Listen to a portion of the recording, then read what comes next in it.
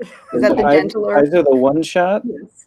No, that's 2 shots, but we reacted better than my in-laws who had Moderna. So I see. We all had COVID. Jay got it, and I don't know if it was the show, but it came into our house too. Well, it gets transmitted via 5G, remember? You know, yeah, so. that's right. Yeah. Welcome, everyone. Welcome. Hello. It's spilling ink again, which means it's Saturday night, which I just realized probably 20 minutes ago. Because I was sitting having a good time. I've got a stocking cap here, and I'm trying to get all the dog hair off of it with duct tape. So I was sitting there doing that for about 15 minutes, and I looked down at my phone. I was like, wait a second, Spilling Ink show? What the heck? So I'm here. I'm obviously fully together. I've got all my stuff working tonight. I'm really excited to see you all. I've had a busy podcast recording week, ladies. I've recorded with 3 different guests for the other show, which is way more than I usually do in a week. And then I've got Spilling Ink tonight. So I feel like I'm really becoming one with the webcam and the laptop, and everything is just gelling right now. It's a good feeling. Look at you being all productive. Yes. Right? No one likes to show off, Jay. Well, if it makes you feel any better, I haven't actually worked outside the house in like 6 months, so there you go. I've got way more time. Thank you. Oh, well, Katie Salitis. Oh, wait. Should we have Jane do the intro since she's been gone and everybody's really excited to see her again? Oh, yeah. Oh, ladies and gentlemen, and all my non-binary friends, this is the great Mistress of Evil, Jane Taylor, to introduce the show. Hello. Oh, Ready to cue the tape. Yes, I do not know how to work this. I'm like, where do I go? Oh no. So we need to pay homage to our sponsor. Yes, we do. Yes, so we do. Give us a second here, and we will give you a word from Go Indie Now. Yes. Hello, everybody. I am Joe Compton, and welcome to our channel, Go Indie Now. This is the place that celebrates indie artists and indie art, and we do so by producing several shows that either air on daily, weekly, monthly, or seasonal scheduling. And within those shows, we aim to educate and entertain you. If you're an indie artist who's trying to figure out how to do this, this is the place you need to be. If you're an indie artist who's looking to promote and doesn't have any avenues and is tired of the grind, this is the place to be. Because remember, it's always time to go indie now.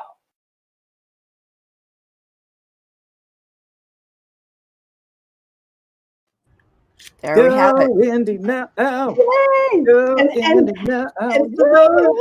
And for those who weren't privy to it, this is why I was late, or I wasn't in last week. I was holding my granddaughter. Oh, sweet So baby. cute. Yes. So cute. She's got the best name ever. I love it. Little Yes. baby Katie. Baby Katie. Yep. Catherine Ann Elizabeth is a. Can't go wrong with that name. Yep. So Katie. Well, So, all right. Speaking of names, before- let's get on to before our we let guest for the Katie- week. Shut up, Jay. I'm almost done with this hat. All right. What do you have to say?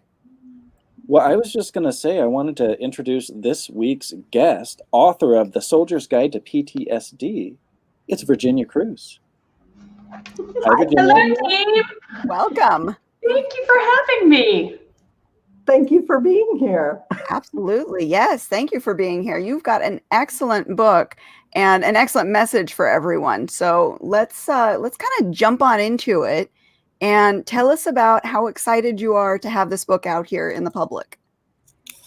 This is really a culmination for me. I'm really excited to be here. This book, it happened on accident. I never intended. Like my kids. Oh, sorry. Maybe not. Sorry. Hopefully not. but I never intended to write this book, and I never intended to need this book, but here we are. My journey with this book and with mental health started back in 1997. I enlisted in the military. I'm sure, Jay, that was probably the year you were born. So going in the way back, 97, right? But I enlisted in the Army Reserve. First started out in the National Guard in 1997. And by the time 2003 rolled around, I ended up in the Iraq War, like a lot of my brothers and sisters in arms did.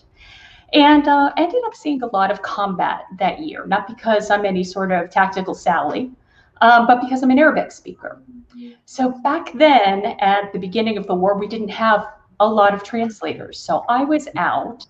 I served with just a bevy of tactical units. I served with the infantry, with EOD, that's explosive ordnance disposal, 82nd Airborne, 3rd ACR, you name it. I watched them come and go. So as a reservist, I was mostly an augmentee, which means that I wasn't there with a unit of my own.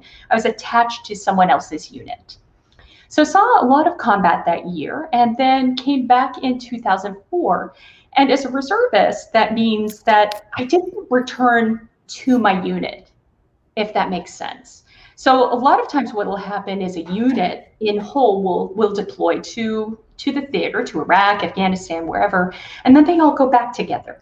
But for reservists, that's not a thing. We all go back to our normal everyday lives, supposedly. And spoiler alert, that didn't work out well for me. That was not a thing. I had a really hard time adjusting to civilian life. I was scared all the time. I was angry. Often I had all these crazy anger outbursts. I was frightened. I was sweating. I had no idea what was going on. And secretly to myself, I thought maybe I was losing it. Maybe I was just going a little off the rails. And so I made the decision that a lot of my brothers and sisters do. And I went back to my safe, happy spot, which was Iraq. And spoiler alert, that's not safe. That's not safe. But what I did is I really jumped into what we call avoidance when we're talking about PTSD. So I jumped into a bottle, drank tremendously.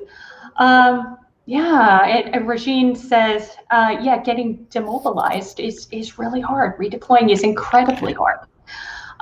So I jumped into a bottle. And I jumped into avoidance, and I went back to Iraq. I became a defense contractor, and which was, on the outside, it seemed like a great idea at the time. It was gobs and gobs of cash. It was, compared to what I had made, as an enlisted soldier. And it really, I found myself in having a lot of reckless behavior, volunteering for every mission, going on every convoy, doing every translation. And I did that for about 3 years, going into various theaters and kind of doing some really high risk, dangerous stuff. And again, not because I was eminently qualified, but just right skill set, right place, right time. And it all gelled together. So then I made the decision, okay, maybe all of this travel, maybe I need to start being a normie. Maybe I need to get back to something normal. And even back then, I knew something was off. I didn't know what was off. I didn't know what was wrong, but I knew something was wrong. And I just assumed that if I worked harder, just had more work, kept my nose to the grindstone, that I would be okay. And so I moved to Europe. I got a Department of the Army civilian job. So one of those coveted GS jobs that never go away. You never get fired. You just kind of move up and just kind of stay where you're at, or at least that was my expectation at the time. Not so much though. So I went and I lived in Germany, and I really didn't adjust well to Germany either. I thought that if I kept moving, glutton for punishment indeed, Harry Gerke. there on the line. And yeah, I went back, and Germany didn't work well for me. I couldn't adjust to having people around me. I felt like people were following me. I was really paranoid. I started hallucinating. And that means that I started seeing and hearing and smelling and tasting and feeling things that I ostensibly knew were not there. And so I was like, okay, I've seen movies, and I know that that means that I am legit, no shit, going crazy. And so I did the smart thing, and I kept my mouth shut. But then my Department of the Army civilian job gave me an assignment. They said, we really need you to go back to Iraq for this mission. And I said, you know what, guys, thanks, but no thanks. That is really not a good idea. I'm kind of going through some stuff. And they said, no. You're not volunteer. We're volunteering you. You're going.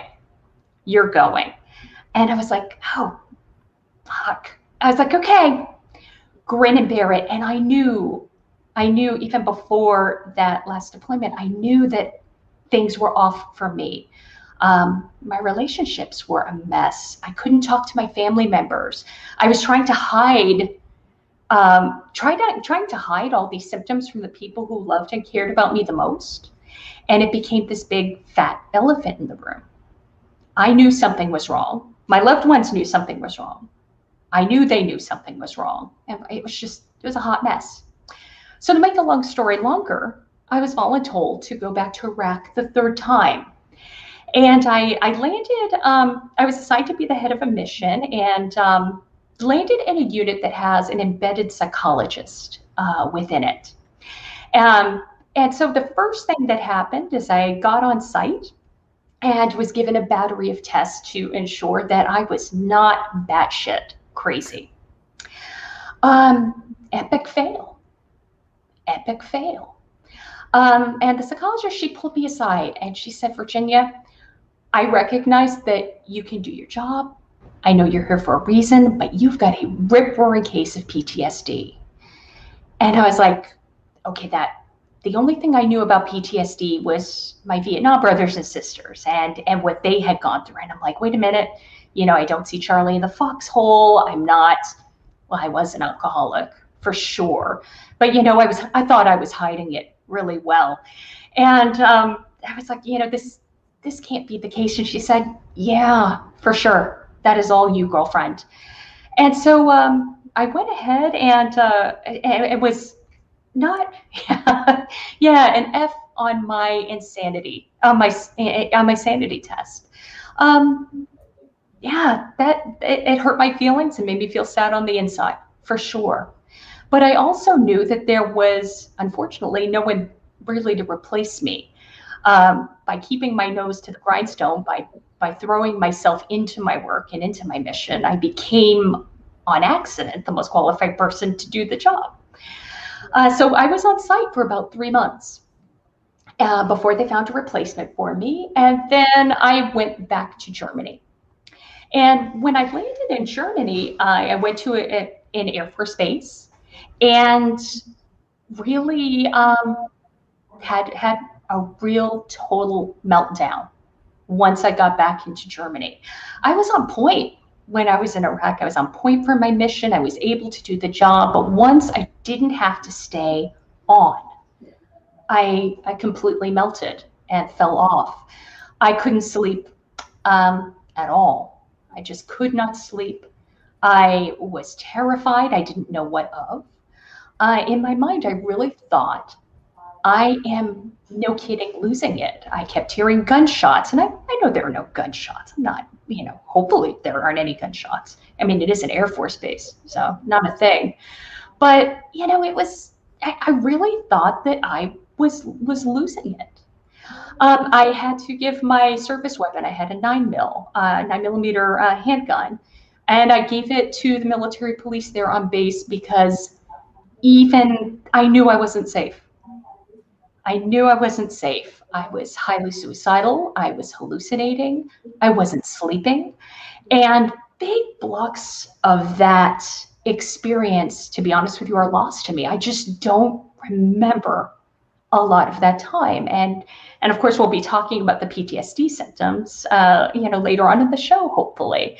But I don't remember a large part of it. And I ended up, having to go back to work, which, going back to work within my Department of Army civilian job. And I want to be really clear about something, because I've had years to think about it and a lot of 2020 hindsight. And the one thing that I would want people to know is that in 2020 hindsight, my leadership, I'm going to go ahead and put that one in air quotes, my leadership really went out of their way to actively shame me for not being able to perform in theater. They didn't whisper behind my back. They whispered very openly in front of me.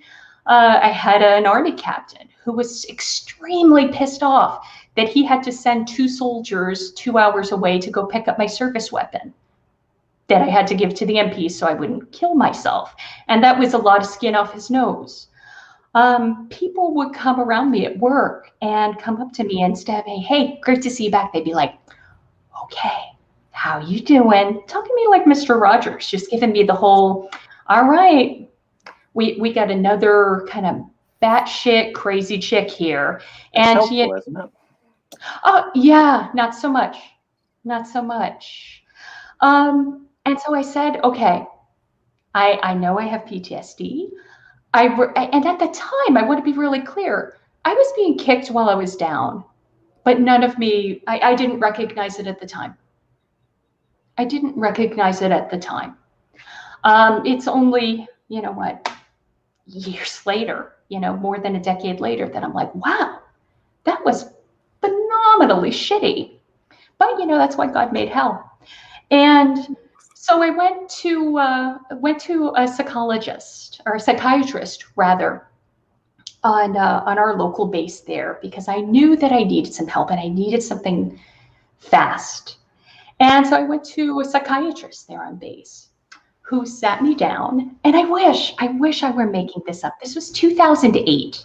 So I want to kind of put this into context, because we have more services for PTSD in the last 5 years than we have, the 50 before that. And that's sad. So I went to the psychiatrist, and he sat me down and he said, "Virginia, I can't help you unless you're being honest with me." I said, "The fuck what? What's going on?" And he said, "Women don't serve in combat.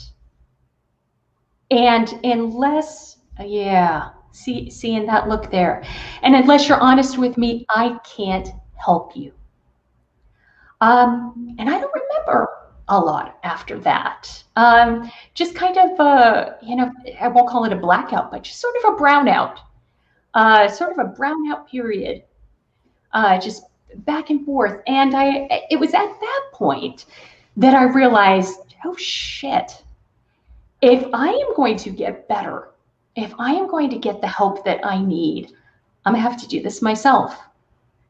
Like, no prince is gonna get on their white horse and come rescue my ass. I need to, no kidding, figure this out. And so I dove headfirst into a master's degree for licensed professional counseling, learned as much as I could about PTSD, learned about the symptoms, learned about the lies that come with PTSD. And over the past years since I've been licensed, I work for a federal agency now. And it is my absolute privilege to help folks with PTSD and other mental health issues, to help them to figure out what is happening. What is happening to me? How can I get better? And what is my roadmap? What can I do to help? And so that's when I wrote this book. I got a job working in an inpatient hospital with active duty service members. And I was tasked to teach, I was tasked to teach them about PTSD and about mental health disorders. And I found the curriculum really subpar. I said, you know what? If we're going to talk about PTSD, we're going to do it in an authentic, very real way. No bullshit. Let's get right down to it. And, you know, from one soldier to another, not from some pie in the sky psychologist, I'm on a cloud and psychology is accessible only to the elite few PhD. But to actually take PTSD and break it down, not in a way that's pedantic or shitty, but to explain it. To just say, because PTSD is the single most logical mental health diagnosis that there is. And if there's one thing that I know, it's that when we understand what PTSD is and what it isn't, and that there is help available, that it's evidence-based, that it is scientifically proven to help most people, that we can make better choices, that we can make better decisions and recover faster. Because there's absolutely no reason for my brothers and sisters in arms, or fuck it, for anybody, la-di-da-di, everybody. There's absolutely no reason for us to be suffering with PTSD, especially when literally billions of dollars worth of research has gone into finding these solutions, and they are widely available now more than ever. And so I'm really passionate about talking about PTSD, and I recognize that it's uncomfortable, but you know, we need to talk about this. We need to talk about mental health, and we need to talk about it in a way that's salient and cogent and isn't down talk, isn't making people feel shitty about themselves, but giving people the no shit solutions to reclaim their lives. And so I'm super excited to be with you. And Jay, I love that on this show you have been very open about your own mental health struggles, talking about anxiety. And anxiety is a common co-occurring, you know, disorder with PTSD. So I'm pumped and jacked to be here, yo. I am very excited to talk about something people want to talk about. We're excited to have you too. We are. We're really excited. Topic. And I have to say, based on kind of your tone and tenor when you were getting going, it seemed like it was going to be a happy story, but it's really pretty intense stuff that we're talking about right now. And those of you who have watched this show know that sometimes the show is just us bullshitting for an hour, and sometimes it gets a little bit more heavy. And I think that this is a fabulous subject to be talking about, and it is a little uncomfortable. While you were talking, and Rebekah Jonesy, who's one of the show's sponsors and a good friend of ours, had said, you know, this is kind of painful to listen to, and I was thinking the same thing. I was like, "Ooh, this is heavy stuff." But you climbed out of it. You found a way to climb out of it, which is like. And you're right. Awesome. It's something that needs to be addressed because it does happen, and people don't know how to find the help they need. And just like you, they're ridiculed for having a problem that needs a solution instead of fixing the problem. Well, I didn't do alone. You know, no bullshit. I did not do this alone. I have an amazing family. I have great friends. I have a great husband. I have great health insurance. I have, big fucking deal. Big fucking deal, girl. That is. I didn't have a lot of resources, but I was able to create them. I had access to these incredible scholars and to higher education that a lot of folks don't have. And so this is not a journey that I did on my own, and I don't want anyone to think that that I'm some sort of self-made woman, because that's not a thing. That's not a thing. None of us are self-made. Right. The fuck up. But none of us. We are not. The group and the followers, just to climb out of that hole is huge. And we help each other. Yeah. We help each other. I am I'm very passionate about talking with other service members, other veterans, about all things mental health. And yeah, Jay, I love what you said about how, some of this is kind of cringy. But you know what, if we can't talk about it here, where can we talk about this? Where can we talk about this? We need to talk about rape. We need to talk about sexual assault, human trafficking. We need to talk about combat, moral injury. We need to talk about war crimes. Yuck. You know what? They happen. They happen, and we need to stop pretending that they don't. Do you think that we're, as a society, ready? Well, especially when we're talking about the military, do you think we're ready to stop pretending in that arena? I mean, is the military ready to start really addressing some of this stuff, in your opinion? No choice. It doesn't matter whether we're ready or not. We have 22 going on 23 suicides a day. We've implemented, and when I say we, I talk about the Army. I'm an Army Reserve officer, and I don't represent them in this forum. Does everyone give me the north-south on that? So, but I know it. It's all about you, baby bear. Sit down. So sorry. Okay. Just offering his support. If his barks were support, I would be just totally, get over here. Get over here. Come here, my barky love. I still love you best. There we go. It does need to happen, but I worry about, just like the comment above, and I think it was Rebekah who said it too. There we go. The brass isn't going to help them look bad. And until they're willing to be able to see it as not them looking bad, but as making the military better, the things don't change. Yeah, I had the chance to serve at the War College, and back in, I want to say like 2008, 2009, we did a really good job. We were talking at the War Colleges about toxic leadership. And we were starting to talk a little bit about moral injury.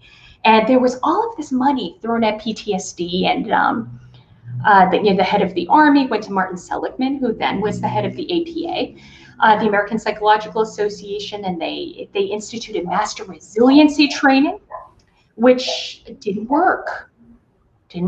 So, there have been all of these loud, flappy ears, that is for sure. But the Army, and I say the Army in particular because the Army has done a very good job about making their data available. So I don't want my Army brothers and sisters out there to feel singled out because I'm like, Army. I think the Army's done a very good job of making their data public, and the other services, not so much yet. But we've thrown a lot of research at this, and we've tried, the good idea theory hasn't worked yet. So the only thing that we really haven't tried is being radically authentic, very real, and talking about this in kind of a get down in the foxhole with me sort of way. And I'm wondering would it be okay with you if I read the introduction to my book? Because I think that would give. Absolutely. Katie didn't want you to, but I'm all for it. So you go right ahead. Thank God for you, Jay. Thank God for me. All right. I like her. Well, you like my dog, so I do. But I want my folks to. I just want you to have an idea of really what I'm getting at, and I promise it's short and it won't be too. Yeah, it probably will be painful. Strap in. All right, so dear soldier, so we don't know each other. I only know that you've picked up this book and for the moment you're reading it. I appreciate that because talking about PTSD, that's my thing. After my third deployment, I was definitely not okay and nobody knew how to help me. My chain of command, my doctors, my family, or me. I worked hard to get better and I made a lot of mistakes along the way. Eventually, I got my master's degree in mental health counseling and I started teaching troops. I am convinced that when we know the no shit facts about PTSD, we make more informed choices and we get better faster. I'm going to write this book directly to you, as if you were sitting in my class. My classes can feel uncomfortable. PTSD is an unpleasant topic and people don't like to talk about it, and I get that. but it's not good for us. Your life is at stake, my friend, and I'm not going to fuck around. I intend to be as straightforward as I know how to because I know that PTSD can kill you. We're going to talk about suicide, war crimes, depression, relationships, and more. See, I'm one of those therapists who came to the profession later in life. I'm not here to waste your time. I'm going to teach you everything I wish I knew when I started my own journey. And while you're not going to like it, it's probably what you need to hear. I know PTSD is an ass kicker, and I realize that you may not be up to reading a book, but maybe you could try this one. I'll keep it short. Another reason I wrote this book is that many service members know they have PTSD, but they don't know what to do about it. Maybe we believe lies, like PTSD never goes away, and we continue to feel hopeless. This book might find its way into the hands of someone who never knew help was there, and it may show you where to find it. One last thing, I swear. I want to say that up front because a lot of folks are uncomfortable with coarse language, and that is completely okay, and I respect it. This is not the book for you. I don't swear because I'm trying to be cool or provocative, and I'm not trying to hurt your feelings or make you feel sad on the inside. Not swearing isn't authentic for me, and because nothing less than your life is at stake, I'm not going to apologize for what I have to say. There are a lot of great guides out there for civilians and clinicians, but this book, friends, is for service members. It's from one soldier to another. It's from me to you. Because if someone had given me this book back in 2005, it would have saved me years of bullshit. Thank you for giving me a chance to share that. That was brilliant. That was brilliant. And I have to say that I am, as of now, I'm shipping Virginia and Rebekah Jonesy in whatever imaginary land they get shipped together, because I feel like they would be perfect for each other. Thank you. I really do. You know, it sounds amazing. And as you were talking, I kind of have an actual serious real life question for you. Hit me. As a therapist, and it's a question about when you know that you're beyond what you can do for yourself and you actually need intervention from someone else. And for me, that was, several years back. I mean, maybe it was 4 years ago now, when I got to the point where I had a suicide attempt, and it took that for me to be like, oh yeah, well, something's really wrong. And I went from this state of completely denying that anything was wrong with me to everyone around me to, okay, I'm so fabulously broken that I don't care who knows anymore, because I'm recognizing there's problems and I've got to get treated. But we don't want people to get to that point where they're trying to take their lives. How do you know that you don't just feel like crap, or you're not just a little depressed? How do you know that you really need help? That is a beautiful question, Jay, and I value you sharing your experience about suicidality. I've also been very suicidal, and it's something I'm really open about because most of us have felt that way. So we need to get real. We all get to a point where our skill set, our coping mechanisms cannot outpace our depression, our anxiety, our eating disorder, our PTSD, our suicidal thoughts. And unfortunately, a lot of us don't get help until we've made a suicide attempt, or until our spouse calls our chain of command, or until we have an anxiety attack in the Walmart and the police are called. A lot of us really, we get to that point. How do we know? I think it's multifaceted. I think we have to know ourselves. Of course, I'm a big fan, Jay, of getting regular therapy. The reason for that is I think it's really helpful to have an objective, third-person perspective of somebody who is 100% on my side and supports me no matter what. In business, we call that having business coaching, life coaching, call it whatever you want. Have a good group of friends. That's social support. Who are the people closest to you who can pull you aside and be like, it's time to get some help. You need some help. And so that social support is absolutely vital. But for a lot of us, we have to remember that that isolation, pulling away, is a big part of our illness. That's a big part of PTSD, anxiety, depression, eating disorders, OCD, withdrawing, when we are withdrawing into ourselves. I wish I could say that there was a pop-up timer, like what you have with a turkey on Thanksgiving, that when it pops up, it's like, okay, time for me to go to the hospital. That would be awesome. Well, I need that. before Rebekah says it, I'm just gonna ask, and where would you put the timer? Where does that get inserted? Like a unicorn, brother. Pop it right out. That way you could see it, other people could see it, and they would recognize it. But let's get real. When it comes, even if that pop-up timer was there, our friends and family are really afraid to ask us those questions, especially when it comes to suicide. Because we feel like if we ask about suicide, that maybe we're giving someone an idea. I'm like, oh gosh, let's not mention it around Jay, otherwise he might schwack himself. Well, guess what? We're thinking about that already. Asking somebody, and the literature supports this, that asking someone, do you feel like you're going to hurt yourself or someone else?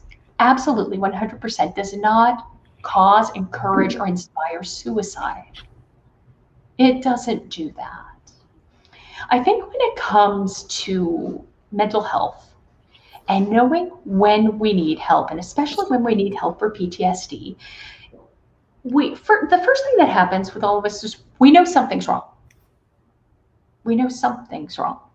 We may not know what it is, but we know that something's off. We'll just put it that way. It's probably the least incendiary way to put it. Something's off. Something's just not right. I don't feel like myself.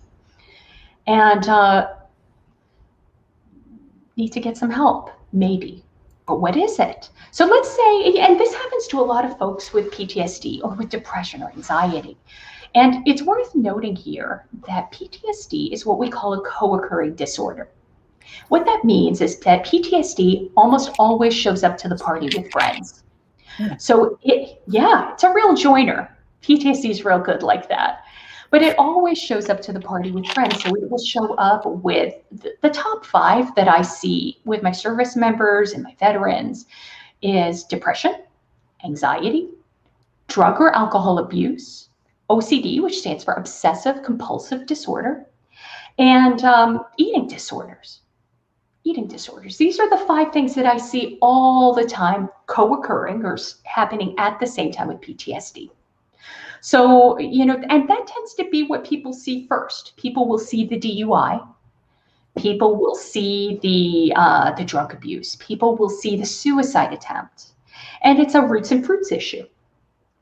At the root of this behavior. And I hope, if there's one thing I would want your listeners to know, it's kind of what PTSD is and what it's not. So I'd love to jump into that. But and if you could touch on CPTSD, that would be, if you believe that's a different thing, because Well, there's chronic PTSD. Is that what you're? Well, I was thinking of complex PTSD is something I've been reading about. Is that what do you think about how that relates to PTSD, or are they the same thing? Different shade. Okay. Different shade. It has to do with how long it's been going on. How long has it been happening? How much has our brain and our body adapted to overcome, for it? And it's we know that something's wrong, but a lot of the times we don't know what's wrong. Or maybe, and this happens to a lot of service members, we may have, and I see this at the agency I work at. They'll say, oh, I've got I have a diagnosis of complex PTSD. And so then they go to Dr. Google and they look that shit up, and it is terrifying. It is 100% terrifying. Or maybe, we talk to our battle buddies, or we talk to friends about PTSD. And we forget what's right. We forget what is going on. There's so much, unfortunately, misinformation about PTSD that is out there. And this is so important to me that if there's one thing that I would want everybody who's watching this to know, and everybody listening to know, it's what PTSD is, and more importantly, what it's not. And because it's really, in my opinion, PTSD is the single most logical, it's the single most logical diagnosis that there is. PTSD is the body and the brain's very, very normal reaction to a very abnormal set of circumstances. So I'd want to start, though, by kind of telling you some of the things that PTSD is not, because we all hear about it in the news, especially, pardon me, with soldier suicide or service member suicide. We hear, oh, another person committed suicide, how sad. And we think that everybody who has PTSD, there's an expected end to this. And these are not just things that I hear from other civilians. These are things that I've actually heard from other clinicians. So other licensed mental health professionals who have, I think the biggest lie that I have heard about PTSD is that there's no cure. There's no cure for PTSD. You can get treatment, but at the end of the day, it's going to come back and get you. And that's just absolutely not true. That's not scientific. That takes away all hope. It's not just about taking away all hope. I mean, we don't have to believe in gravity. You don't have to believe in it. There are a lot of people who believe the world's flat. Good on you. But at the end of the day, there are people who really, and when I say people, I mean other clinicians, so other mental health professionals like me, who are telling their clients that there's no hope. An example from my book is I had a client once when I was working in an inpatient hospital who she had a PTSD diagnosis. She was on active duty, and she was being med boarded or put out medically against her wishes. And I couldn't figure out why. And so I looked at her file, and she's smart, extremely capable.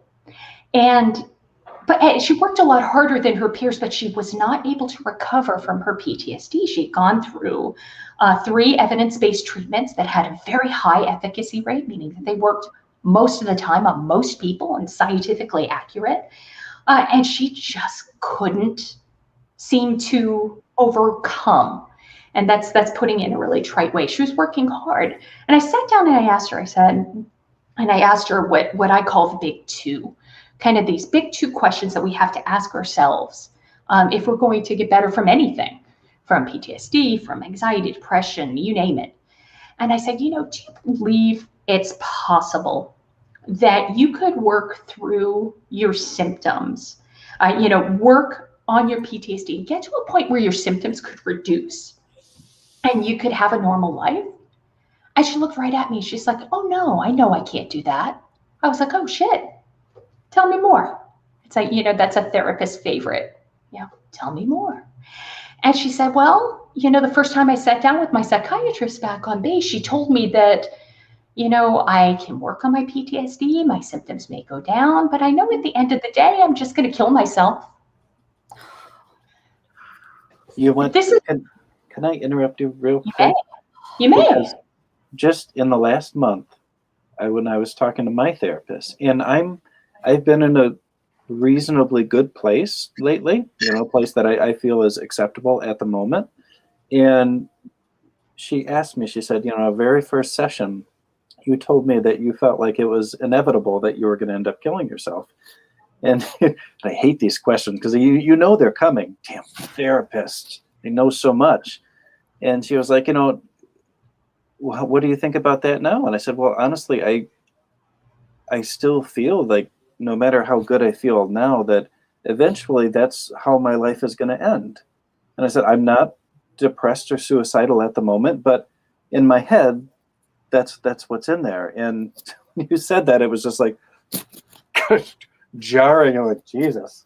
But that ties into the hope. If you take somebody's hope away, they can't answer that question in a way that will allow them to see the possibility of getting better. It's, when it comes right down to it, it's science. It's science. I like it. Science, not hope. You know what? I'm not real touchy-feely. Hashtag mean lady. Whatever. Jesus. You know what? Rebekah, I'm sending her your way. Honey, you know what? It really, everything that we're doing, it has to be science-based. If we are not basing what we're doing in science, what the fuck are you doing? What the fuck are you doing? You need to get in there. You need to have a plan. If you don't know about your illness and you don't know the no shit facts to your PTSD or the no shit facts to your anxiety, if you can't recognize yourself in paper, of course you're going to feel hopeless. But here's the thing. Once we know what our issue is, once we can go from that point of something's not right to here's a diagnosis. Here, no shit is what is wrong with you. Here's what it looks like in black and white. Here are your symptoms of anxiety, of depression, of PTSD. This is what you've got. Then it's very logical. We go to what we call the evidence-based treatments for anxiety, for PTSD, for depression. What an evidence-based treatment means is there is scientific evidence showing that it reduces the symptoms. Scientific. Like if you go to the hospital, your arm is broken. It's all over there. Okay, we're going to go ahead. We got one thing. We're going to put it in a cast. We're going to get that set. When we go to a mental health professional, if we're not dealing with an evidence-based treatment, a specialist for our PTSD, not a generalist. It's a little different. This is something I really advocate for. We need to go to a specialist. You can go to the emergency room for a broken arm. If you have cancer or a tumor, go to an oncologist. You're not going to go to your PCM. If you've got a rash, go to get some help. Go to a dermatologist. Depends on where the rash is, I guess. Yeah, I was thinking that, and then I was like, not going there. But go to a specialist. And here's the thing. Mental health professionals also specialize. And that's not something that people know a lot about. So we may go to a mental health professional, and we know we have PTSD, or we have depression, or we have anxiety, or whatever. And we need to find somebody who knows shit, specializes in what our problem is. Otherwise, we're wasting our time. Evidence-based treatments take 10 to 12 sessions. 10 to 12. That is 3 to 4 months, friend. 3 to 4 months. And your symptoms should be significantly reduced.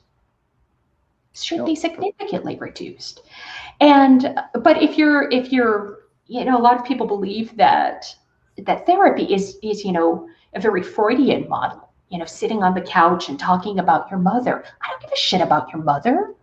I want to know what is going on with your PTSD. I want to get in there and I want to, laser precision. And if it's all right with you, I'd really love to share with your listeners kind of what are the no shit facts about PTSD? Please do. And because here's what I believe. I believe that I can educate everybody listening to this in 15 minutes, and you will know more about PTSD than most people with PhDs.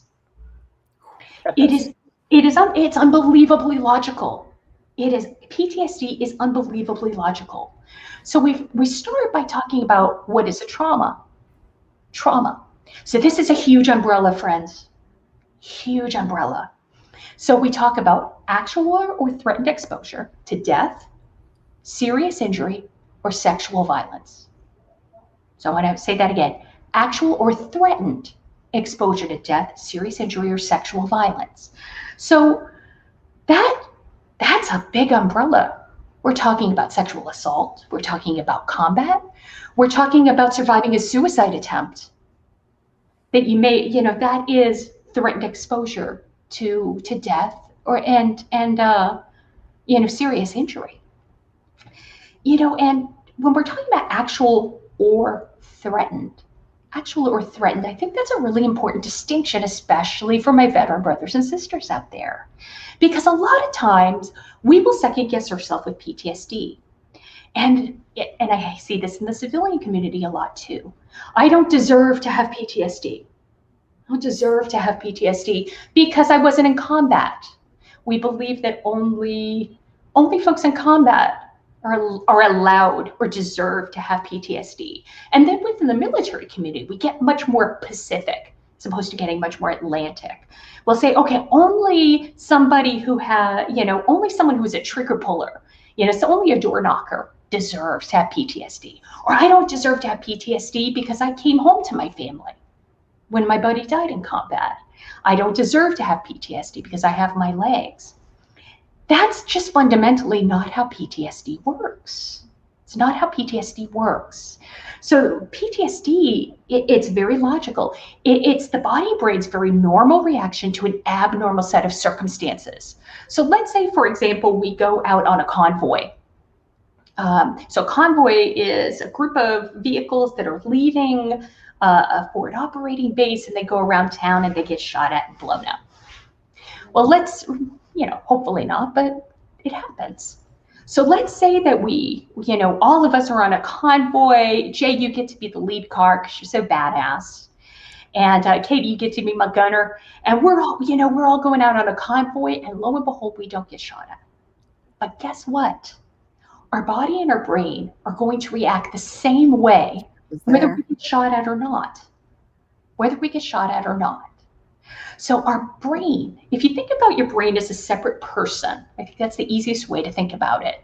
Think about your brain as a separate person who is really, really trying to help you, but just doesn't exactly. So like if you have children who want to help you clean in the kitchen or cook, and you're just like, oh shit, like this is going to get messy. It's kind of what your brain does. But your brain has two main jobs. Number one is to keep you alive. Your brain's job is to keep you alive. And guess what? Your brain's doing its job. We're all here. We're talking to each other. We have survived. Awesome. Second job, to make meaning. We're going to fly in here super. I'm like, wow. We're saying. That was huge. It was like, that was a mutant fly. It was like that helicopter Harry Gerke was talking about there. No. Like, damn. But second thing our brain does is it makes meaning, whether or not we have all the information. That's really important. That's a really important distinction. So there's no deserving to have PTSD. I don't deserve to have COVID. I don't deserve to have the flu or HIV. I don't deserve to have any of that shit. I'm a really nice person. I'm a therapist. I help people. But guess what? COVID doesn't give a shit how nice I am. No, the flu doesn't care how deserving or kind I am to animals like this guy. It doesn't matter. That's not how PTSD works. It has nothing to do with being deserving. And it has nothing to do with being in the military. Unfortunately, trauma, it's a really ubiquitous experience in North America. We need to get real about that. If the Me Too movement has not taught us anything, it is that, holy shit, there are a lot of people out there who have been traumatized. It is just impossible. It is impossible not to have experienced it yourself or personally know someone who has. So we just need to stop pretending that that's not a thing. Then there's, once we identify that someone's had a trauma, they may or may not have symptoms related to that trauma. So again, if we think about brain has two jobs, keep me alive, make meaning. So what happens is when my brain feels threatened, it goes into a state of fight, flight, or freeze. So a lot of us have heard of fight or flight, but not a lot of us have heard about freeze. Freeze is the redheaded stepchild of trauma, which clearly I take very personally. So a lot of things start happening. Our heart starts beating. When we feel under threat, our heart starts to beat. our eyes start to dilate. All of the blood is going to our muscles to prepare us for fight, flight, freeze. Our frontal lobes kind of turn off. That's a part for reason, logic, thinking. That's why we forget. A lot of people with trauma just don't have any memory of it. This ain't Disneyland. We are trying to stay alive. We're not here to take snapshots. Fight, flight, freeze, that is your body's normal response to stress. It's a very normal response to stress because your brain is trying to do his best to keep us alive. Yes, Harry knows me in stress and Monopoly games. But so here's the thing. Fight, flight, freeze. And brothers and sisters out there, you don't get a choice. You don't get a choice.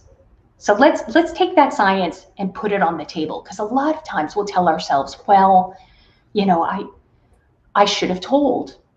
I should have told that I was being molested. I should have stopped my friend from killing himself. I should have done this. I should have done that. If I had told an adult, if I had called the police, if I had done this, if I had done that. Sorry, friend. Fight, flight, freeze. Your brain makes that decision for you. We see this reflected in the animal kingdom. And this is what happens to us as humans. It's a very natural reaction. Again, PTSD, the brain's normal reaction to a set of very abnormal circumstances. Okay, so then we've got our intrusion symptoms. So we've really got kind of 4 clusters of symptoms that we have to look at with PTSD. So the first one is intrusion symptoms. This is very easy to think of. If we think of an intruder, this is somebody who tries to break into your house and take all your shit when you're not there. When you're not there. That's exactly what intrusion symptoms do in your brain. So they're intruding. They're coming in when especially when you're trying to relax, when you're trying to sleep, when you're trying to be down. And the reason for this makes incredible sense. If we're relaxing, if we're sleeping, we could get attacked. Your brain's number one job to keep you alive. That's why he'll wake you up with a nightmare. He'd be like, oh, Jay, here you are trying to take a little nappy nap. Fuck you. Let's wake up and let's remember exactly what could happen if you allow yourself to get to sleep. Nightmares, intrusive memories, what they call dissociative reactions, which is a shitty 50-cent word for meaning disconnected. It is really easy with PTSD not to feel connected to the here and now. We have flashbacks, we have hallucinations, and kind of a word on hallucinations that I'd want you to know about. So a hallucination is when we see, hear, smell, taste, touch, feel something that is not there. We know it's not there. We taste moon dust, you know, that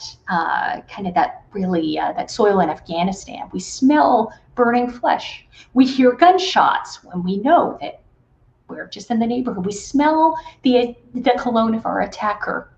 We hear somebody screaming our name.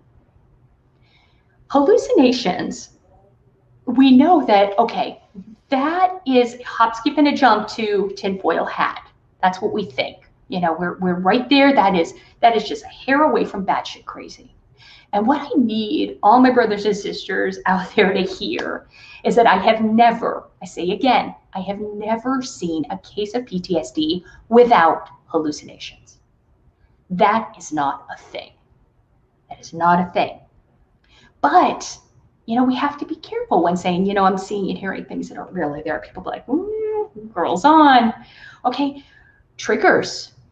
This is when something will happen and we automatically go back to that place in our mind where we feel like very afraid, frightened, hypervigilant. So those are those criterion Bravo, criterion B. And we have to have, I think it's 1 or 2 of those to kind of make that check block for PTSD. Then we go into the next criterion, and that's avoidance. Avoidance. And avoidance makes so much sense. Again, PTSD is super, super logical. We will go way, way out of our way to avoid anything that reminds us of our trauma. Because who the fuck wants to think about trauma? Makes perfect sense. Yeah. Duh. Nobody wants to think about trauma. And I get that. So we will avoid social media, we'll avoid people, places, things that remind us, anything that reminds us of our trauma. Kind of the seedy underbelly of that is we will start avoiding people who worry about us, like loved ones. And here's the thing, a lot of times we will believe, I know I was there, I believe that I'm really hiding my symptoms from the people who care about me. That's totally not a thing. That's not a thing. The people who love you and care about you know that something's wrong. You know that they know something's wrong. They know you know they know something's wrong. All right, great. We've got a big, huge elephant in the room. It's the thing that we don't talk about. So what we do is we start avoiding our loved ones. We start pushing them away. It'll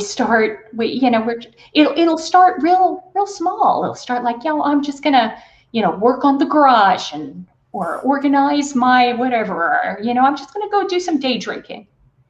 I just wanna stay away from people. We might be afraid about how we're going to react with people. We start avoiding people because they remind us of really these feelings. Then we get into the next criterion, which is kind of these negative changes in our thoughts and our feelings. So PTSD really affects our fundamental belief system about ourselves, other people, and the world. In one of the evidence-based treatments called cognitive processing therapy, Patty Resnick, fantastic researcher, she calls those stuck points. These things that we tell ourselves that keep us stuck within our trauma. So these negative changes in thoughts and feelings. So we have these changes in our belief systems, distorted thoughts, especially about the cause of our trauma. If I had gone out on the convoy, my buddy wouldn't have lost his leg. If I had told my mother, I wouldn't have been molested. Those aren't necessarily true, but we tell ourselves that they are. We tell ourselves that they are, and we will beat ourselves up. Inability to remember trauma. Inability. And so, Jay, back to your question about kind of that complex PTSD and that chronic PTSD, what we'll find is that especially survivors of childhood trauma, like CSA, childhood sexual assault, human trafficking, what a miracle to survive that. And what we find is that a lot of folks who have that in their childhood just don't remember big chunks of their childhood. Big chunks. And that's okay. It's okay. That is a natural, again, when I say something is a natural or a normal response, that doesn't mean it feels good. It feels like dog shit. It does. But it is expected. We understand it. Negative emotions. We feel frightened. We feel angry. We feel all of these very horror, shame, decreased interest in things we once used to love. We used to love going fishing. We used to love playing video games. Even let's even talk about that. Really low speed things, video games, masturbating, having sex, watching porn. Those are some of those are pretty low speed. And we lose interest in that. The things that used to interest us just don't interest us anymore. And we can't connect with other people. Well, Go ahead, Jay. Well, I was just gonna say, and I'll let you keep talking, that those things that you're mentioning, you're talking about things like sex or masturbation or porn, and those are the type of things too that when you start to lose interest in them, that's not something you tell your friend about. That's not something that you immediately connect with. I've got something going on in my head that I need to deal with. So those are. They're especially troublesome, because of course it is a sign that there's something wrong, but not something that most of us will ever talk about. Yeah, I don't see that becoming a regular conversation. Hey, Jay, you masturbate today? I mean, we could start a segment on here. We could have Virginia on for it, and See, I'm a therapist, so I know no shame. I don't believe in shame as a concept. The idea, I love how Brené Brown talks about the difference between guilt and shame. Guilt, I did something wrong, super healthy. I hurt your feelings. I kicked a kitten. I stole some money. I did something wrong. I can make amends. Shame, I am something wrong. There's something fundamentally wrong with me, because only an animal would fill in the blank. Only a monster would fill in the blank. And that, no. Let's talk about sex and PTSD and sex and mental health, since we're already uncomfortable. It doesn't exist, does it? I mean, that's like one of the first things that goes, right? Well, I have to tell you that, and it was a couple months ago. Hopefully Heather can't hear me in the other room there. But I actually told my therapist, and it was in a happy way. I was like, I finally had sex again. It's been so long, and it was not one of those things that I don't like. It's just that when your head isn't right, nothing else is right. Your body certainly isn't right, and even if you're getting help, it can be a long road, especially if you're maybe not getting exactly the help that you need. And so, but it's not something I would talk to a friend about, but I could definitely talk to my therapist about. Absolutely. And that's why it's so important for me to have her, because I can talk to her about things that not only is she, trained to deal with, but that I wouldn't feel comfortable talking to any other person. Problem is, you have to have insurance to be able to do that. That's true. There's the downside. There are services out there, like I belong to Open Path Psychotherapy, because, I'm one of those hippie radical liberals who believes that everybody deserves excellent quality health care at a reasonable price. And Open Path Psychotherapy Collective, you can find them online. I think it's openpath.org. But you can find, a therapist between $30 and $60 an hour, which is about an average copay. And so that's reasonable. Yeah, that's very reasonable. It is reasonable. So back to sex and PTSD, we have to remember that stress is a very natural reaction. So when your body is stressed out, you remember how I said your frontal lobes are turning off because you're not here to to take pictures. Another thing that shuts off is your libido.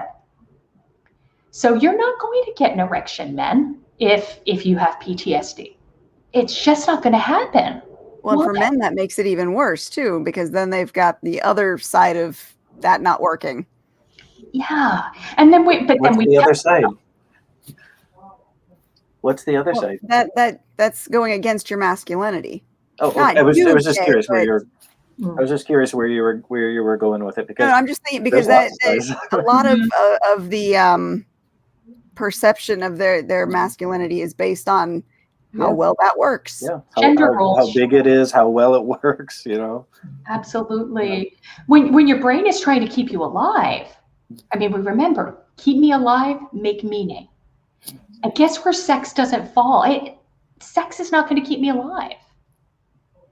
Right when your brain is doing its best to keep you alive, it's going to be saying, okay, go check the locks, go be hyper vigilant, which actually brings us to our next best criterion, which is changes in arousal and reactivity. So that arousal, it doesn't have to do with sex, but your brain and your body are alert, awake, and ready to keep you alive no matter what.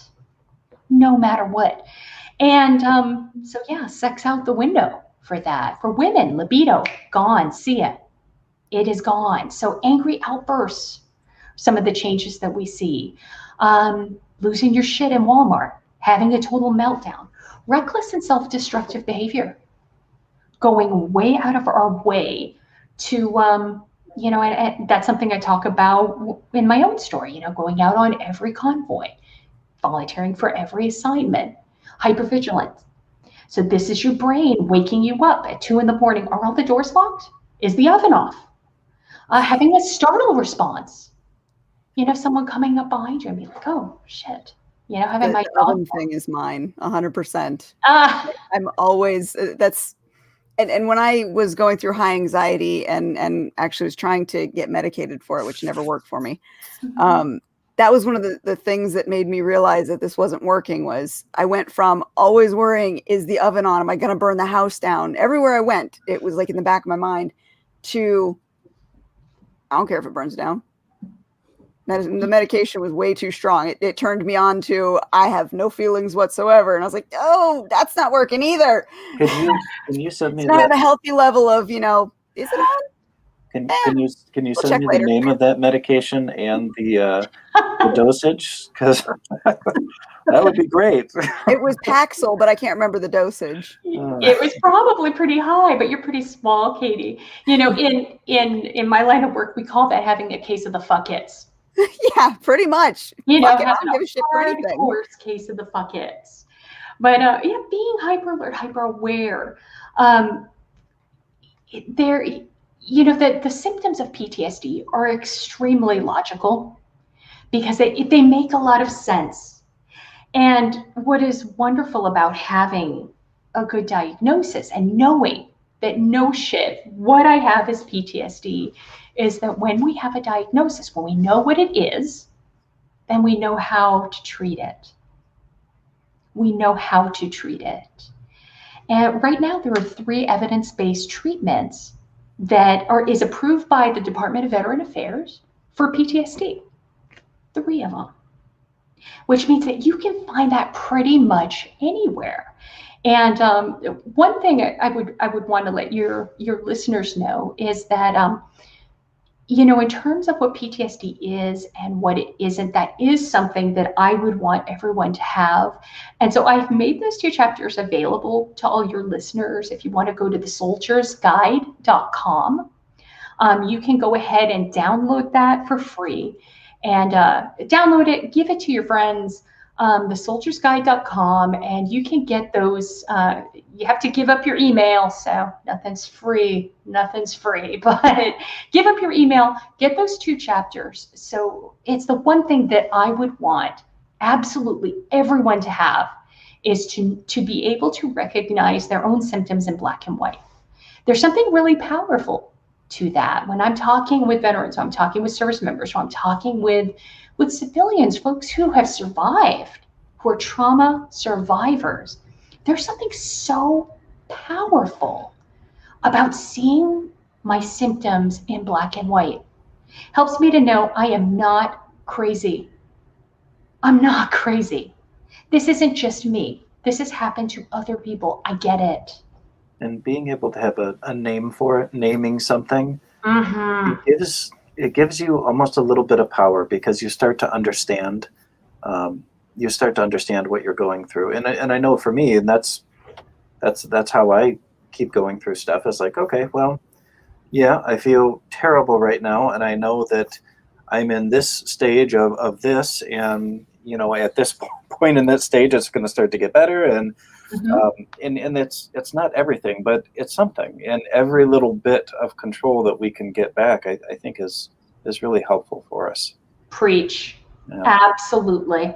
Well, and I know that you've given us a lot of great information, and I feel like we're kind of scratching the surface with what the things that we could talk about with you, not only as it relates to treating and recognizing PTSD, but how that relates to writing, and what we can expect from the writing community and how they can help. But I have to tell everyone out there that I am going to ask Virginia to come back on again, so that we can talk about this again, because I feel like we could have another really great conversation with her, more than we can tonight, because I think this was awesome. It was great, and I want to do it again. As you guys know, it's irrelevant. Yeah. I value you saying that. I do want to give a shout out to my co-creator, who happens to be in the other cube. So Katie Salidas actually formatted the book and came up with that piece of cover art. You came up with a cover art? Isn't she amazing? She is amazing. Isn't she amazing? And so all my Army brethren and sisters out there will recognize that it looks like an Army field manual. And The colors are just really fun. And yeah, Katie did all of that, and I give her a shout out in my acknowledgments, but I would be remiss not to just brag on her right now, because go hire her. Just hire her. She's awesome. Katie is pretty awesome. And I try, want, but you know what? Like I said, you did the hard work. You wrote the book. You put it all together. All I did was make it look pretty. So you did the work for it. Well, and it's a wonderful book. And I can say, just from going through it, in my part of formatting it, it is a book that is easy to digest. It's in normal language that you can understand, and it reads so quickly, because unlike a lot of other nonfictions out there, you cut straight to the point. And that's the kind of reading I like to do for nonfiction. I want to know, give me the information. Don't give me the, hundreds of pages of backstory. Give me the important stuff. That's what I want to know. And you nail it in this book. Thank you. As you're saying that, I'm thinking about all the memes that I see for recipes online. Oh gosh, don't even start. Backstory. Oh, don't. Yeah, I don't want any of that shit. Just tell me how to make the frickin' sourdough. That's why I'm on your website, Lizzie. That was my goal with the book. I want people to know what PTSD is, what it's not, and how to get the help that you need to reclaim your life. You just need to reclaim your life. And so there's a whole chapter devoted to the 3 evidence-based treatments. What are they? What do they entail? I want you to make a good decision. They're all, equally good. There's not one that is statistically better than another. The data are very clear. These are all evidence-based. They've all been tested much in the same way vaccines are tested. Well, not this one, but over the course of several years and thousands of participants. That is how we've tested these evidence-based treatments, the psychotherapy for PTSD. That's what it works. It works most of the time. And if you are an outlier, like let's say, let's just give it the Pareto 20. If you fall into the 20%, 80% efficacy, 80% effective is great. But if I had a 20% chance on winning the lottery, well, hell yeah, I'd play. So there's a pretty good chance that, and we know this as clinicians, there's a pretty good chance that your treatment might not work, the first one. That's okay, because we have 2 more to choose from. Again, that are widely available. And I really encourage people to go to a specialist. If you know you have anxiety, stop fucking around with the generalist. Go to somebody who specializes in anxiety. If you have an eating disorder, get your ass to an eating disorder clinic. That shit will kill you. That shit will kill you. Do not fuck around. Go to a specialist. A generalist can help you get there. But if you are serious about attacking this and getting your life back, please go to a specialist. Because otherwise you're spinning your wheels, you're wasting your time. If you go to the second evidence-based treatment, let's say you're in the 20% for that, then you go to the third and you're still an outlier. You've tried 3 different evidence-based treatments. One of 2 things are present. If you don't have PTSD, which is possible, that's possible. Either we don't have the right diagnosis. We haven't had a chance really to talk about moral injury, which is something that we see a lot within the veteran community, unfortunately. So that's Brett Litz's research. I would encourage you to look it out. So we know that PTSD is rooted in fear, our brain trying to keep us alive, performing mental acrobatics. Moral injury is rooted in shame. So that's combat loss, perpetration, and leadership betrayal, which is kind of just to give you an idea of that. And a lot of my soldiers, a lot of my service members, unfortunately need to be treated for that also. So we might have the wrong diagnosis, or you might have what we call treatment-resistant PTSD, which is a thing. That's a thing. And guess what? Thanks to the bazillions and quadrillions, those are exact figures, of dollars that go into research for PTSD. The DoD Center for Excellence, Department of Defense Center for Excellence for PTSD, is in San Antonio, Texas, about 3 hours away from me. Unbelievable. and they do research on treatment-resistant PTSD. So they're doing all sorts of things, MDMA, they're doing stellate ganglion block, what's called the God shot, doing all sorts of couples, family therapy, spiritual work. There's absolutely no reason that for anyone to be suffering with their PTSD symptoms. But then we kind of have to look at the big ugly there. Ugh. You feel uncomfortable yet? Because we're going there. There are a lot of us hearing this who believe that, well, PTSD treatment works for everyone else. And Virginia, she's just so charming. I'll just believe whatever she says. But for me, no. For me, not so much. And that's what a lot of people believe. And that's okay. That's okay. We can only make change when, number one, we believe change is possible. Number two, we want to change. We want to change. And we have to get very real about that. We can, and that's true in mental health and it's true in life. Let's say you want to lose some weight. You want to lose some weight. Yeah. Well, thank you, COVID. Most of us have gained the COVID-19 pounds and, it's not been okay.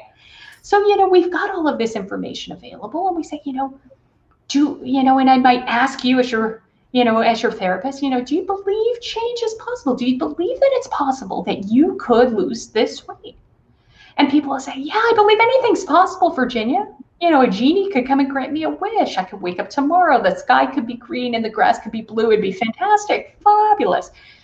But then we'd say, okay, do you want to change? Do you want to put the work in? Yeah, there's the kicker. Amen, sister. So are you willing?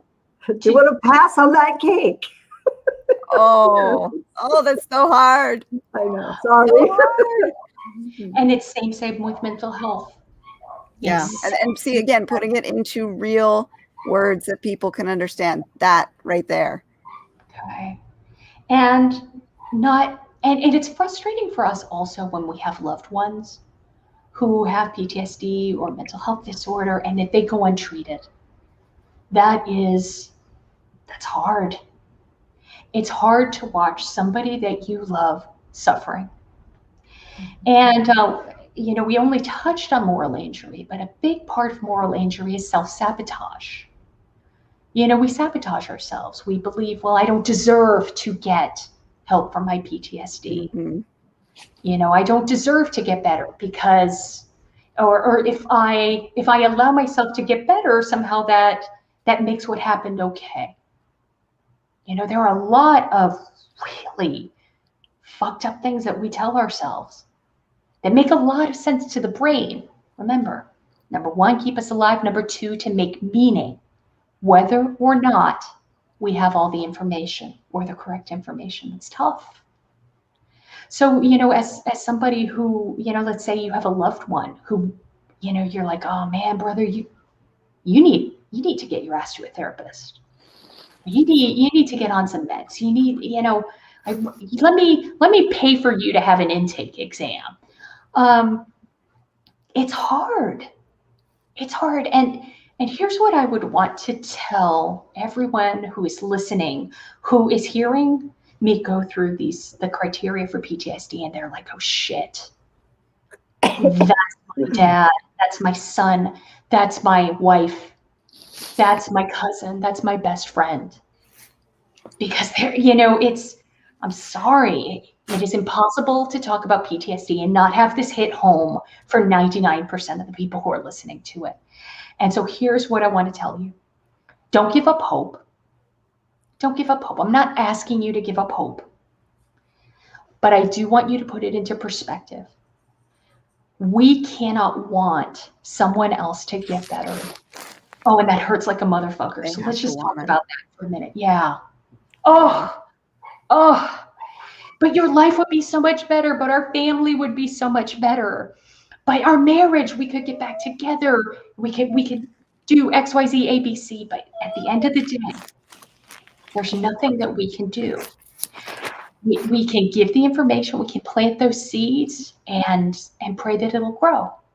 And sometimes it does. But here's the thing. Our loved ones will get help when they're ready, not when we're ready. I'm going to say that again for people in the back, okay? Our loved ones will get help for their PTSD when they are ready, not when we are ready. And that's important because treatment for PTSD is an ass kicker. You got to be no shit ready for this. And they will be. Then there's the other big ugly. There are a lot of us listening to this right now who are listening to these symptoms and they're like, oh shit, that's me.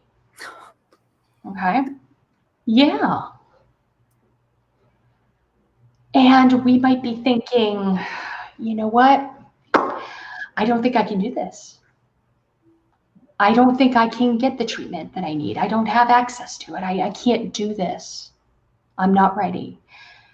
And I get that. And here is what I'd really want to ask you. I want to ask you, is it possible that you are stronger than you think? Not asking whether it's true or not, calm the fuck down. I'm just asking, is it possible that you are stronger than you think? Have you ever done anything before in your life that you didn't think you could do? Is it possible that you're stronger than you think? And, you know, there are a lot of us who punish ourselves for PTSD, you know, with our PTSD. So I'm going to talk to you too, because this is a big ugly. Yeah, I don't deserve to get help for my PTSD. I get that. I am not throwing stones. I am not throwing stones from my glass house at all, at all. But what I would ask is, I would ask you to test that theory. Going through treatment for PTSD is hard. Finding your truth is hard. Finding your truth is hard. And if you have heard anything in the last hour that you didn't know before, well, I didn't know that. Is it possible that you're wrong? Is it possible that you're wrong about you, that you're wrong about your PTSD, that you're wrong about not deserving it? Fuck around and find out. It's possible that you're just an asshole. Maybe you're not a war criminal, but maybe you are a straight up asshole. Find out. Is it possible that your buddy would not be celebrating because you chose not to get help for your PTSD? Is it possible that your loved one would want you to be better? Is it possible that you're wrong? And if you've heard anything tonight that's like, oh shit, I don't know about that. Guess what? You could be wrong. Find out. Remind me what you have to lose. Yeah, right there. Absolutely. Rebekah, yep, that works. Yeah. And you know, the simplest thing, and not to be, you know, a shill, but your book is the best way to start right now. It's no shit, down to the point information to give people an idea of what they're looking at. Yeah. And that's a good stepping stone to finding the help they need. Absolutely. I mean, we have nothing to lose, really nothing to lose and everything to gain. The book talks about a lot more than, it really is a no shit guide to reclaiming your life. It's not just about getting a diagnosis and getting treatment and getting better. Because when it comes to PTSD and not just, you know, PTSD with all of us, but especially with soldiers, with service members, with my veterans, sometimes we get help after the divorce is final. After our child moves away and says they never want to speak to us again, after we get fired from a job, after the third DUI. After, you know, sometimes we get help because it's court ordered. Sometimes we get help because we're command directed to, if we're still active duty. It is important. We can reclaim our lives from PTSD. We can reclaim our lives. A big chunk of the book is about how do we talk to people who deserve to hear our truth and people who don't. How do we fix relationships? How do we get the social support that we need? Because guess what? We can't do this alone. I would love to tell you, brothers and sisters, that you could just read this book and presto changeo on you. But guess what? Because we withdraw into ourselves, we isolate. It is every person in recovery from PTSD. It is our fantasy. I can just do it all myself. That's not a thing. The data are very clear. That is absolutely not a thing. We have to get help from other people. We have to get help from friends and family, but there is a step-by-step guideline and script, how to talk to our family members, how to talk to our kids, how to talk to our parents about getting PTSD treatment. There's a chapter devoted to talking to people who suck about our PTSD. So specifically, going back to work. How do we talk to our HR department about needing to get help, to get mental health help? I need time. I'm going to need to take 4 weeks off to go to an inpatient facility to detox, or from drugs or alcohol. How do we talk to somebody about that? And so the book gives a no shit, step-by-step script. And it is all based in science. It's all based in the research. So Viktor Frankl, Robert Rosenthal, don't reinvent the wheel. Don't reinvent the wheel. Science, the research is there. We need to reach out. We need to use it. There's no sense in, I'm going to just go out and do it on my own. You don't need the good idea theory here. These methods that I teach, I've used them with literally hundreds of service members. You absolutely can reclaim relationships. Does that mean you're going to get remarried and have more kids? Maybe not. Calm the fuck down. That might not happen. Can you start a conversation? Can you open the door to talking with your loved ones in a real and authentic way about your mental illness, about your PTSD? And can you come back from it? There's a big chapter in the book about social support. I call it relapse prevention. When we talk about relapse prevention, we're often think about drugs and alcohol. Not a thing. Well, it is a thing for that too, but it's not just for drugs and alcohol.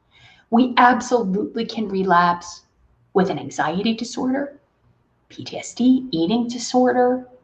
We can relapse. We can relapse with a physical injury. We go to a place where we were, and usually a stressor, a trigger will come up.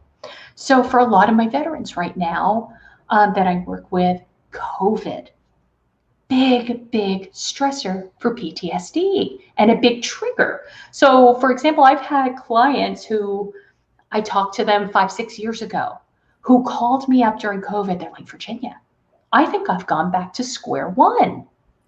And I was like, all right, calm the fuck down. Let's look at this.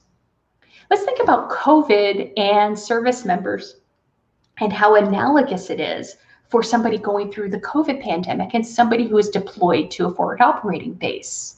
And this is something that we're not talking about, but we need to. So the idea that you can't leave the fob, you can't go offside the base. With COVID, you can't leave your house. You don't know who the enemy is, where the enemy is. Everybody has their faces covered, which can be a real trigger. This idea of dread, this impending doom. So we talk about, with trauma, death, serious injury, sexual violence. Death and serious injury. We're losing people left, right, and sideways. The physical symptoms that come with COVID. And Jay, you know this better than the rest of us, unfortunately. You've been through this. That is an ass kicker. And that will definitely trigger so many of us who are in the recovery process for trauma or the recovery process for anything, for drugs, for alcohol. It's relapse season, folks. How do we prevent that? We need social support. And so there's an entire, and that's what the data say. That's not the world according to Virginia. It doesn't fucking matter what I think. Trust the data, trust the science. The data are very clear. We need social support.